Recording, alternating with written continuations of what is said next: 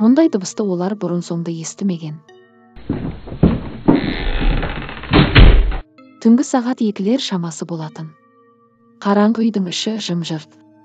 Шырт ұйқыда жатқан Гүлназ бөлме ішіндегі сатыр-күтір дыбыстарды естіп ұйқысы шайдай ашылды. Бірақ түсім шығар деген оймен алаңсыз ұйықтай берген еді. Біраз уақыт өткеннен кейін Гүлназ гуілдеген дауысты қайтадан естіді. Бұл не дауыс деп шошыған ол басын көтеріп ұйқысын ашты.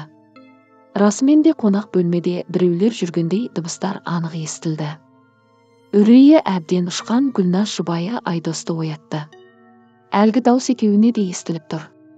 Түн ішінде қонақ бөлмеден шыққан бұл не дыбыс? Әлде ұры түсті ме? Жоқ, адамның адымына ұқсамайды. Бұрын бұл үйде бір жақын туыстары тұрған еді. Дәл осы шаңырақта 2 адамның жаназасы шыққаны да бар. Содан кейін бұл үй ұзақ уақыт бойы қаңырап қалған. Ал Гүлназдар жақында ғана көшіп келген. Еденнің сықырына қосарлана шыққан гулеген дауыс тыйылмаған соң екеуі бөлмелерінен шығуға жүрексінді. Арада 1,5 сағаттай уақыт өтті. Не де болса қарауға бел буған олар бірден қонақ бөлмеге кіре қойған жоқ. Алдымен кіре берістегі шамды жақты. Зәресі зәр түбіне кеткен олар қадамдарын санап басып қонақ бөлмеге кірді. Компьютердің алдында тұрған орындықтың өздігінен қозғалып тұрғанын көргенде жүректері ауыздарына тығылды. Елес емес. Бейне бір үстінде біреу әдейі отырып шайқалтқандай көрінді. Жарық шамын жаққандары сол еді, орындық үстінен біреу тұрып кеткендей шиқылдаған дыбыста орындықтың қозғалуы да сап тыйылды. Мұны көрген Гүлназдың 2 қолы қалтырап, өне бойы шымырлап, өңі бозарып кетті. Бөлме ішінде тыныштық орнағаннан кейін олар орындықтың орнын ауыстырып тастайды. Бірақ тыныштық ұзаққа созыла қоймады.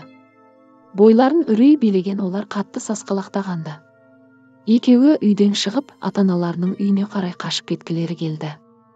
Әттең тек түн ғана оларға бөгет болып тұр. Жарты сағаттай уақыт өтті. Айдос ұйқыға шыдай алмай Гүлназдың алдына басын қойып жатқан қалпында қалай ұйықтап кеткенін байқамай қалған. Біраз ұйықтап жатқаннан кейін Айдос өзін біреу қылқындырғандай бастырылды. Бірден ояна қоймаған Айдосты Гүлназ амалсыздан шапалақпен бірнеше мәрте салып жібергенде бірақ оянды.